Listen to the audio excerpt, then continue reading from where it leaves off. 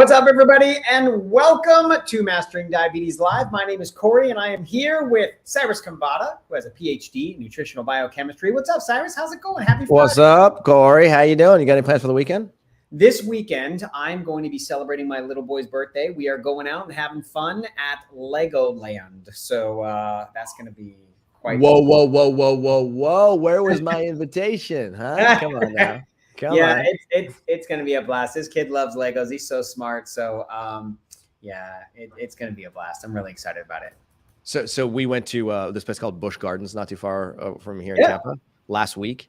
And Indigo, being 18 months old, got to meet her favorite person in the world, Elmo.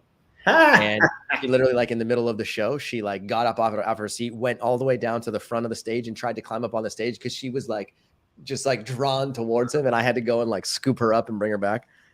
It's so cool to watch. I'm like so excited about the little things. It is, and I'm sure all 49 people watching here live want to just hear us talk about our kids all day long. Kidding. Listen, guys, we are here to help. Every week we show up for you right here, 1 o'clock Eastern. And why are we here? Well, we are here because you are probably struggling with some sort of diabetes, and we try to take different topics and just really focus on specificity. And today we want to give you a guide. It's a special nutrition guide that will help you if you are, trying to kind of regulate things with your blood glucose and your insulin sensitivity, work on those things. So we're going to talk about that in a minute and where to get it. So stick with us.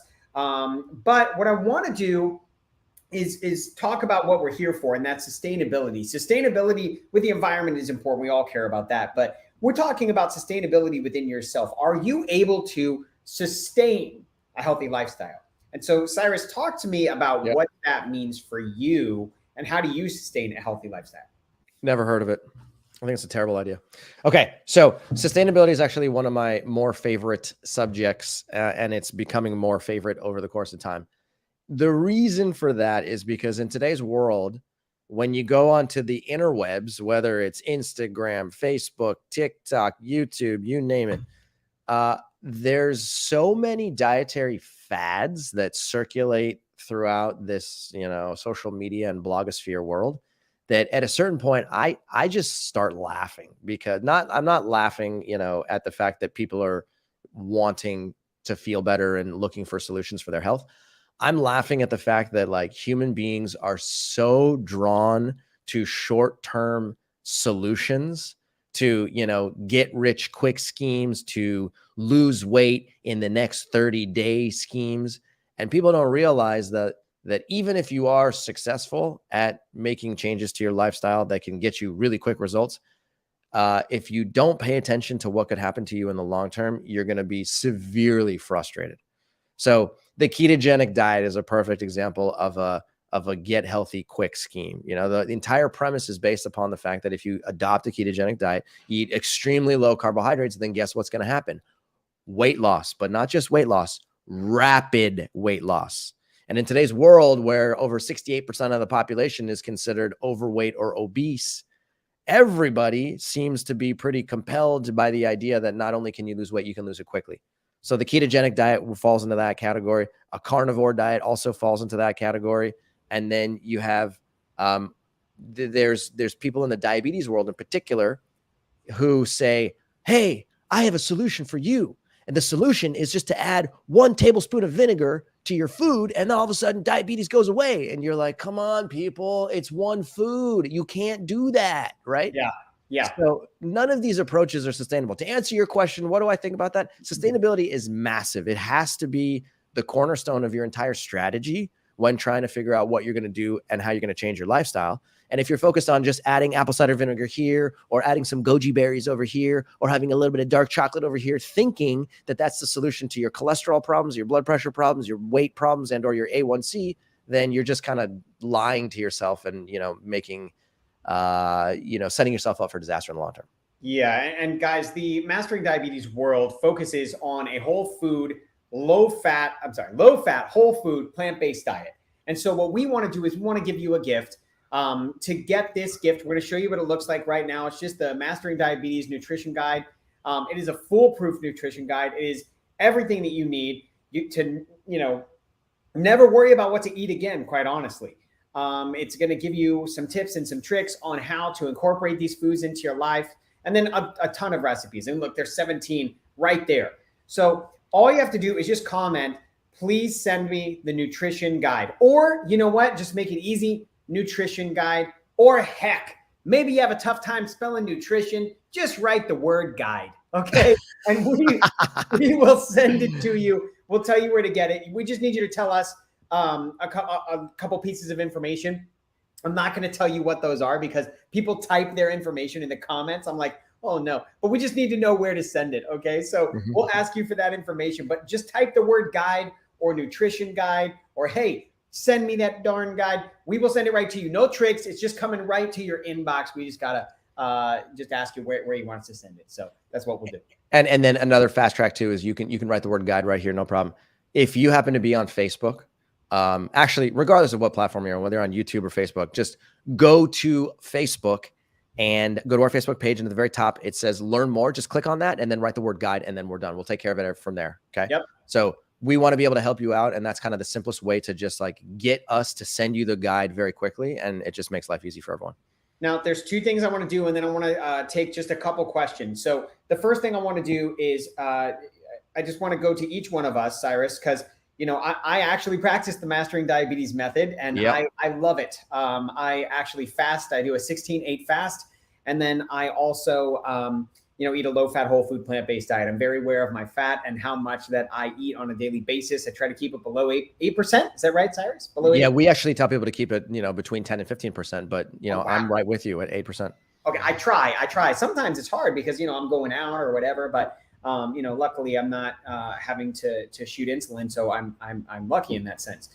However, I want to talk about just some of the things that you do to keep yourself with that sustainable, lifestyle, Cyrus. Like, what are the non-negotiables for you? What do you have to do every day? And I got to tell you, Cyrus, I scroll TikTok sometimes, just like everybody else, and I'll be looking, and I see these people. They're so intense.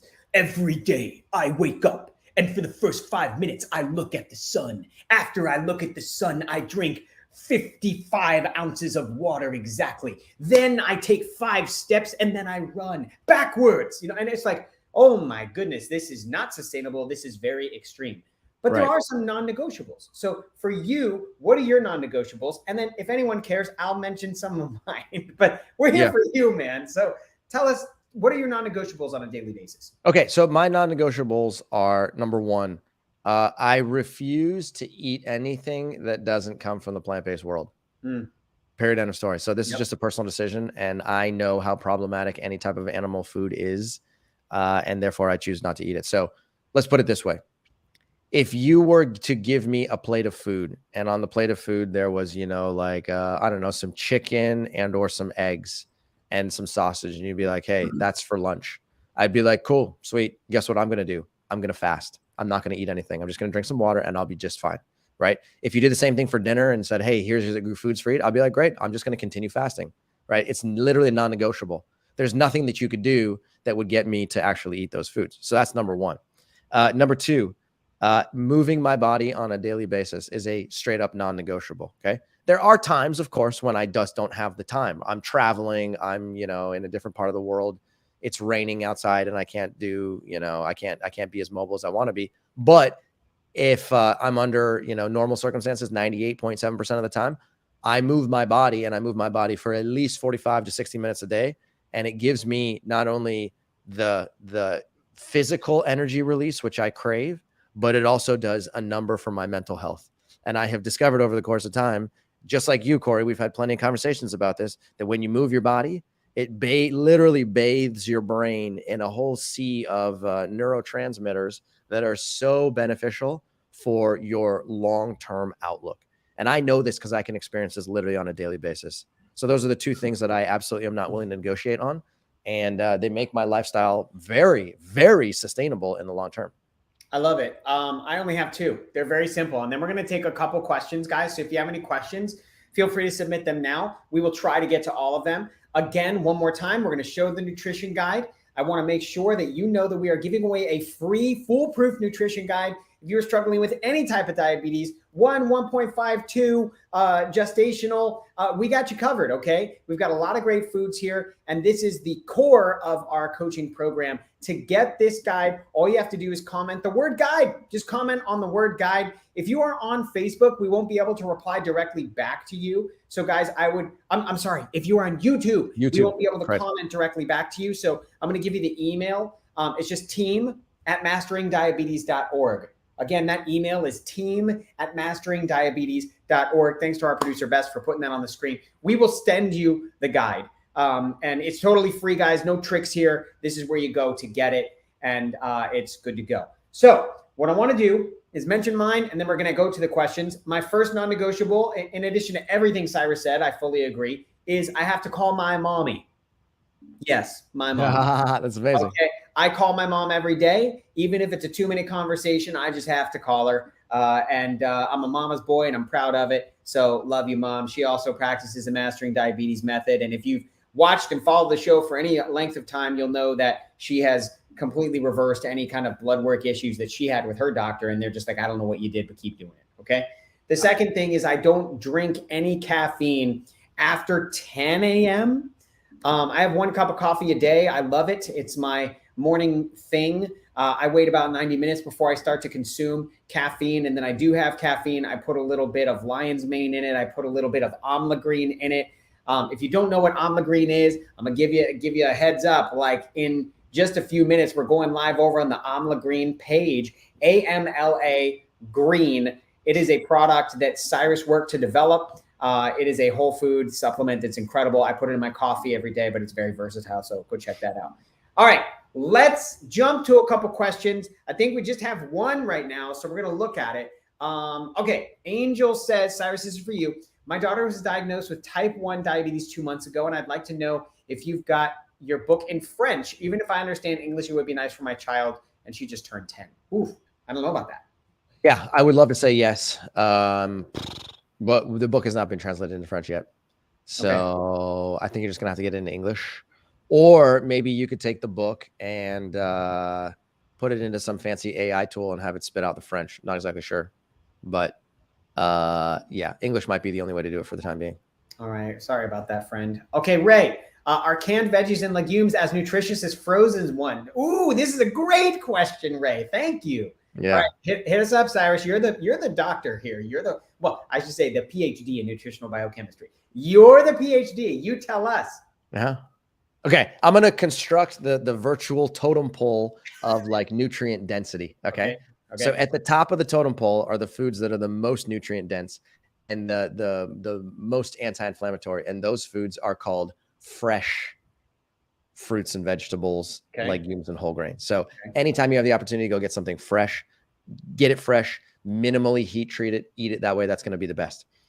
Directly underneath that, as I'm going to put frozen, because a lot of times what a lot of frozen food manufacturers now do is they harvest the fresh fruits and vegetables and they freeze them as close to as the time of harvest as possible. That sort of preserves as much nutrient density as possible. And then if it gets frozen for some period of time and then you defrost it and consume it, it has almost as much nutrient density as it did when it was fresh. Okay. So you have fresh number 1, frozen number 2, and then number 3 is going to be canned. And the reason I put canned underneath that is because in order to can something, you have to pasteurize it. So pasteurizing effectively means that you're going to heat treat it, and you're going to heat treat it for, it depends, anywhere from 15 to 60 seconds at a very high temperature.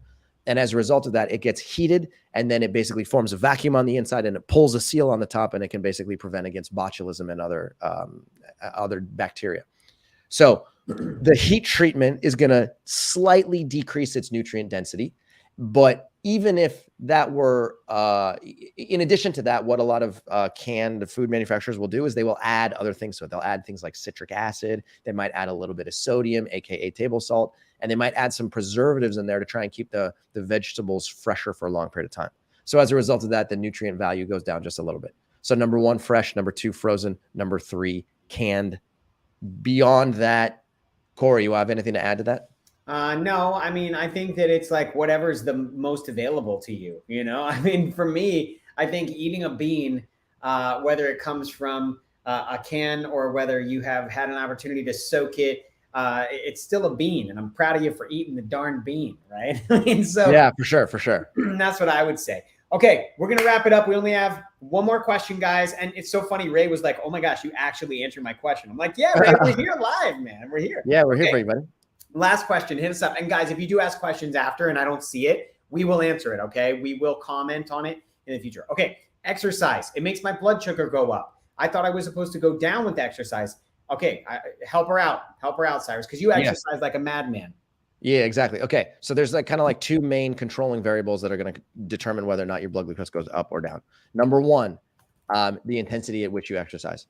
Generally speaking, this is a gross generality. The higher the intensity of your exercise regimen, the more likely your blood glucose is to go up. Okay. So if you go to a gym and you go into one of those high intensity interval training classes, or you go into a CrossFit class or some version of that, and you're getting your heart rate really high and you're not able to breathe for more than like 15 or 20 seconds at a time before you have to relax, that's a high intensity level of working out. And that is going to cause your blood glucose to likely go up. Okay. Doesn't mean that type of exercise is, bad for you or not suggested. It just means that temporarily your glucose is likely to get elevated. If you perform exercise at a lower intensity, then your blood glucose is likely to either stay the same or come down. That's variable number one. Variable number two is, what is the diet that you are eating now? Okay. If you are eating a diet that tends to be low in carbohydrate, high in fat and or protein, we have discovered empirically over the course of time that those people experience a higher blood glucose while exercising. I'm still trying to work out the exact biochemistry as to why that's the case. I will get back to you as soon as I have the full picture, but low carbohydrate eaters, blood glucose rises regardless of intensity. Low fat eaters, which is what we recommend, blood glucose comes down during exercise. Again, gross generality. So the two of those things matter, intensity plus also what you're putting into your mouth. And if you really want your blood glucose to come down, of course, I'm going to tell you to eat a low fat, plant-based whole food diet, number one. And secondarily, I would say exercise at a medium intensity, and then you're going to set yourself up for success all around. Absolutely brilliant. I mean, these answers, guys, these answers are in depth. This is incredible. If someone asked me that, I'd be like, I don't know, but I don't have a degree. I don't have a degree in nutrition like that. So, all right, I'm going to give you two more things, and then we're out of here, my friends. Okay. First thing is, if you are looking for a delicious recipe like the one I'm going to show you on the screen right now, all you have to do is comment the word guide. Okay, just comment the word guide. We will send it to you for free. This is the lentil spaghetti. And I don't know about you, Cyrus, but I'm down with some spaghetti. It's delicious. Go get it. That's the first thing. The second thing, Cyrus and I are hopping over to Amla Green's channel right now. So if you're a fan of delicious food that tastes great, we want you to hop over there and talk to us, because we got other great tips, tricks, ideas, thoughts just for you. And this is a supplement that Cyrus, helped develop. It's one little scoop, piece of cake. So Cyrus, take us out of here because we got to go. Okay. The last thing I'll say here is just as a minor nitpicky detail. If you are on YouTube right now, and I know that there's a decent number of you guys, commenting guide in the YouTube chat box will not get you the guide. And I want you to have the guide. So if you want the guide and you happen to be on YouTube, you must go over to Facebook and type the word guide in as a direct message. Okay. So I hope that that's clear. Okay. So that's the first thing. Secondarily, here's the deal. Sustainability is really important. Okay. So I want you to always ask yourself, when you are making changes to your lifestyle and when you're choosing what food to put in your body, is this something that I can do in the long term? Okay. I want you to always migrate towards long-term decisions and try and get out of this, like, get healthy quick, get rich quick mentality. And it's going to help you out in 1,000 ways. Patience works. Be patient. Make small changes over a long period of time, and you're going to be a completely transformed human with time. 3 ways to better manage your blood glucose. If that is a topic that is interesting to you, hop over to the On the Green page. That's where Cyrus and I will be there. Until next week, same time, same place. We love you all. Thank you so much for being here. Thank you for commenting. If we missed your question, we will answer it in the comments. Make sure to comment, guide. We love you. We'll see you next week. Bye, everybody.